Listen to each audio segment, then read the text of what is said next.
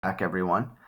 Yesterday, we talked about nuclear chemistry, and that would be the study of the nucleus and the behavior of the particles within the nucleus, so the protons and the neutrons. And we talked about how they can be radioactive. They can be these isotopes that are unstable. And so when the isotopes are unstable, they're going to decay. And the way that they decay is they emit different particles and rays. Those particles and rays are found on table O, and we have the alpha particle, the beta, the gamma, and the positron.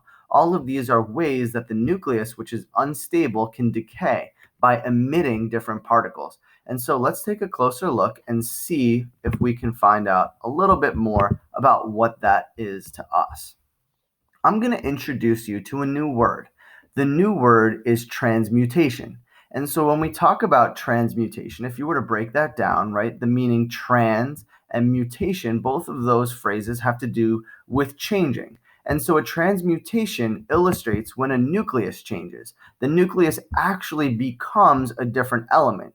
The only way for a nucleus to do that is if it emits one of those particles I talked to you about on table O, right? The alpha, the beta, the gamma, or the positron. So it's going to be getting rid of some type of high energy particle or ray in the case of a gamma ray, right? And so it's called a natural transmutation. It's occurring naturally, spontaneously, because the nucleus is unstable. We consider that to be a type of nuclear decay, and it's releasing alpha, beta, positron, or gamma rays. So alpha, beta, positron particles, you got the gamma rays, and those are all examples of a natural transmutation. The nucleus is literally changing into a new element by emitting those particles. You have to look at table O in order to know about those alpha, beta, positron, and gamma. So make sure that you're referencing and considering table O on your reference tables as we talk about transmutations. The first type of transmutation and decay that I'd like to leave you with is alpha decay.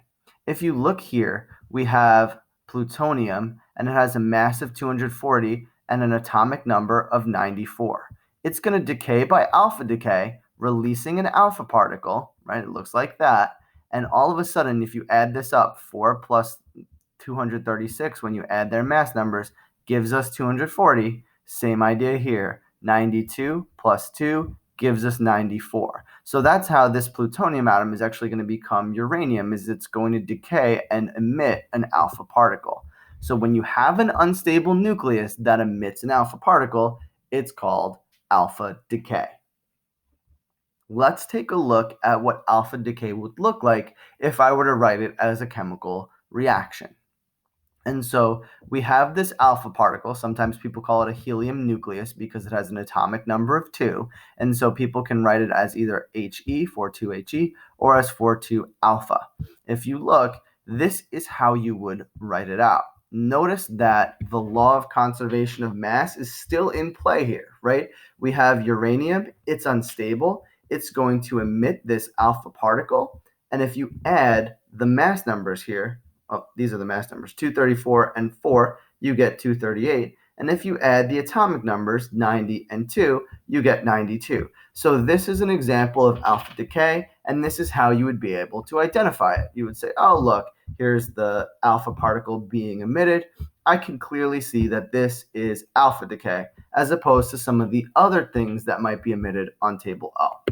Now, if we look at beta decay, that's when an unstable nucleus emits a beta particle. So you'll look here, it's got a mass of 0, but a charge of -1. -1 plus 89 gives you the atomic number of 88 here. And here you've got 228. The mass number stays the same because a beta particle has no mass. So that's an example of beta decay. The nucleus is unstable, it's radioactive. This is a radioisotope, and it's emitting a beta particle to become more stable. That's an example of beta decay.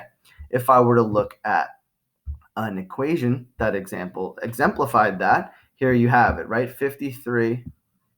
This is wrong. This should be 54. Let's correct that in our notes. Let's write a 54 here. How do I know it needs to be 54? Well, if you look at xenon, if you look at Xe, I bet you on the periodic table, it's got an atomic number of 54, because 54 minus 1 would actually give us 53. So it can't here be 52. That would make no sense. Up here, though, this is correct. 131 plus 0, it does give us 131. So we know that that part is correct. And if I had wanted instead to write an E here, I absolutely could, because the negative 1, 0, we're really just calling a beta particle a high energy electron. That's an example, again, of beta decay. Now we've got positron emission. That's the example of it. It basically looks like an electron, but instead of having this negative 1, it's got a charge of positive 1. So just look, here's carbon, right? 6. It equals 5 plus 1, and then the mass 11 plus 0, 11. So our conservation of mass is still here today, and that is called positron emission. When we describe positron emission, it can either be written with the beta and a positive 1 charge, or just like an electron with the positive 1. A positron, same mass as an electron, it just has a positive charge instead of a negative charge. And you can again write it with either the beta or the E. Make sure that your equation has conservation of mass illustrated. Here's an atomic number of 6. 5 plus 1 is 6. 11. 11 plus 0 is 11. And that would be considered positron emission. And then lastly, we have gamma emission, the loss of a gamma ray. It's written with this weird looking little Y thing. That is the Greek symbol gamma. And so that's a high energy radiation. It almost always will be written with another nuclear particle, like the alpha particle or the beta particle or the positron, because by itself, it's not actually going to be changing the form of the nucleus, right? So the nucleus will probably still be unstable if it's only emitting the energy. It'll be more stable, but it still needs to decay somehow by emitting an alpha, beta, or gamma, not alpha, beta, or positron in order to reach that level of stability that we're talking about. So remember, consult Table O, consider the different types of emissions, and that will get us far as well. I'd like to talk to you about two more things. This next thing is the penetrating power of the different particles. And I'll move me out of the way so you can see this entire slide, right? And so when you consider it, you have these three different things. Alpha, the beta here represents beta or positron or beta particles, right? And then here we've got gamma. So as you look at the alpha particle, it doesn't seem to penetrate very far at all. That's because alpha particles have the lowest penetrating power. First of all, they have a charge of +2, so they have a really high ionizing power. They knock electrons off as they move through the air, and that's going to slow them down. They have this really big positive charge that drags against the atoms in the air. The other problem with alpha particles is that they're so massive. They're heavy. They have a mass of 4, whereas opposed to a beta particle with a mass of 0, a positron with a mass of 0, and a gamma ray with a mass of 0, they're going to be moving slower. They weigh more. They have a greater mass, so that makes sense. And so as they move, they kind of get stuck here. They don't penetrate nearly as far as a beta particle would. And then if you look at the gamma, right, the gamma ray will penetrate even more so. This makes sense to me as well, because not only did we define gamma rays as high energy, but we also know that beta and positrons, they have these positive and negative 1 charges. And so they'll also be ionized by the air. There's some form of attraction there. The negative or the positive charge is going to really slow it down as it gets attracted to different things in the air. Whereas the gamma ray has a mass of 0 and also a charge of 0. So there's not going to be too much attraction. It's going to be able to move through and break through, or as we call it, penetrate through more substances. So the lowest penetrating power is an alpha particle. The highest is gamma ray. And in the middle, you have your beta and positrons. Okay, one last thing I'd like to leave you with as we talk about the different types of emissions and the particles that we can find on Table O, those nuclear particles. The last thing that I want to talk to you about is how we can separate alpha, beta, and gamma particles using an electric or magnetic field. Well, we know about opposite charges, right? We know that opposite charges tend to attract. So it therefore makes sense that an alpha particle, which is 4,2 He, right? It has a mass of 4 and a charge of positive 2. We understand that the positive 2 charge is going to cause it to be attracted to the negative side of an electric or magnetic field.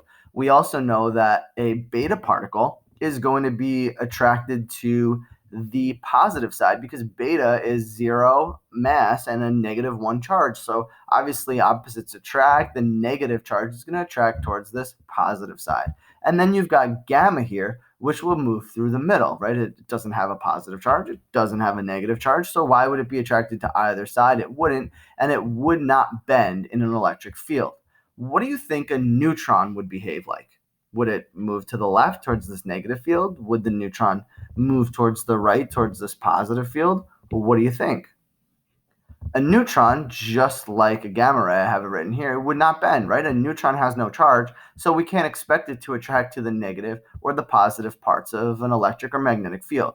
How about if we consider a positron, right? We know that a beta particle will go this way and attract to the positive, but a positron has a charge of +1. So what will a positron do? Well, it'll behave like an alpha particle, right? An alpha particle has a charge of +2. Well, a positron has a charge of +1. So of course the positive and the negative will attract because we know that opposites attract. So a positron would move in this direction towards the left. It would bend in the electric field this way. The beta particle, again, because it's negative, would attract to the positive charges there. And the gamma rays and even the neutrons would move in that direction straight. They wouldn't be attracted to either side in an electric field, so we can't expect them to move.